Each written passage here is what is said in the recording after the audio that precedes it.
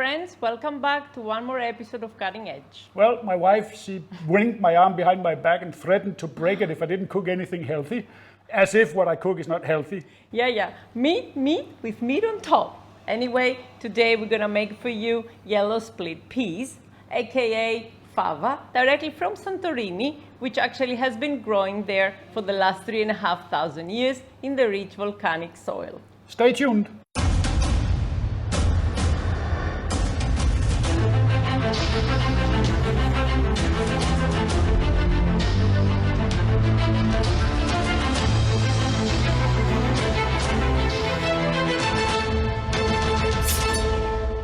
I have here 2 coarsely chopped red onions that we're going to add to a cold pan with some olive oil.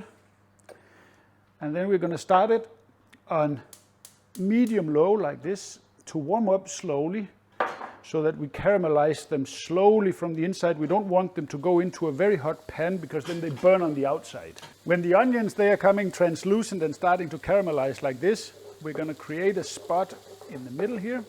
And then we're going to add a chopped clove of garlic and a tablespoon of dried thyme. If you have fresh thyme, by all means use it, but I only had dry today, so now we're going to let that fry for 30 seconds to get a little bit fragrant, and we mix them in, and then we add 150 milliliter of extra virgin olive oil. Mix that well, and then we're going to add 600 grams of well-rinsed chickpeas, yellow chickpeas, and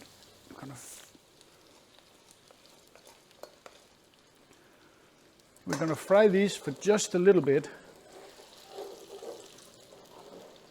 A couple of minutes later, we're going to add a liter of warm chicken broth. Traditionally, this would be done with water, but we found that if you do it with chicken broth, you get much more flavor in your fava. Now we bring this to a boil, and then we're going to let that simmer for around 40 to 50 minutes. Before we close the pot, we're going to add a teaspoon of sea salt and some freshly ground pepper.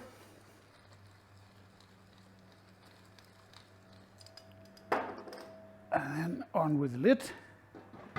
And while that simmers, we're going to start caramelizing some onions for serving.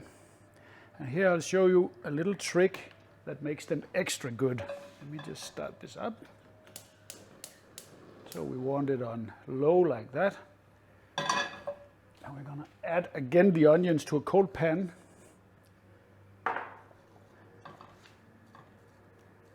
And then we're going to add a tablespoon of ketchup mayonnaise. That will make them dark brown and give them a little bit of sweetness that makes them extra good when you're serving them over fava.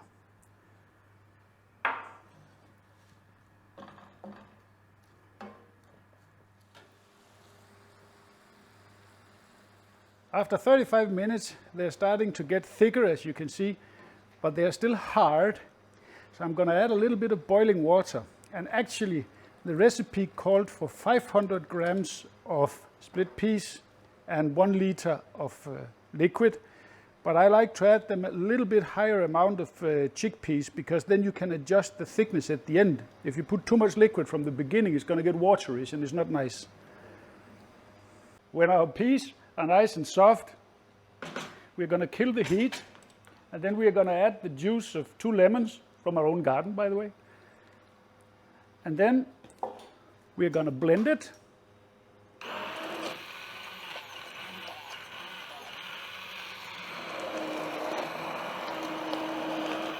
When it's creamy and smooth like that, we close it up, and then we let it cool down to serving temperature.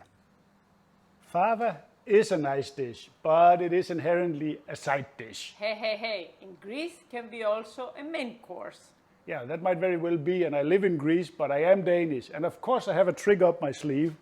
I have here 2 nice wild boar sausages that we smoked a couple of days ago. Beautiful sausages. Oh my, Vikings cannot live without animal fat. And actually, what we did was, these were raw sausages. We smoked them at low temperature until a core temperature of 65. And that means you can keep them in the fridge, finish them off 5 minutes on the grill like this, and you have beautiful sausage for your Fava.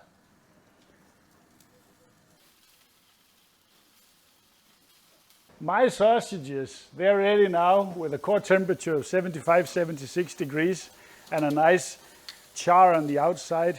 Beautiful. Cannot wait. And this will go so nice with the Fava. So nice.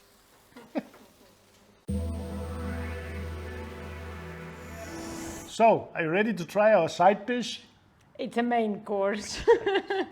I am ready. Anyway, let's give it a try. Excellent. Really, really good Fava. And don't get me wrong here, I love Fava. It's one of my favorite appetizers in Greece. Yeah. But you need some meat also. And I'm going to try that now. I will Sausage as well. with Fava.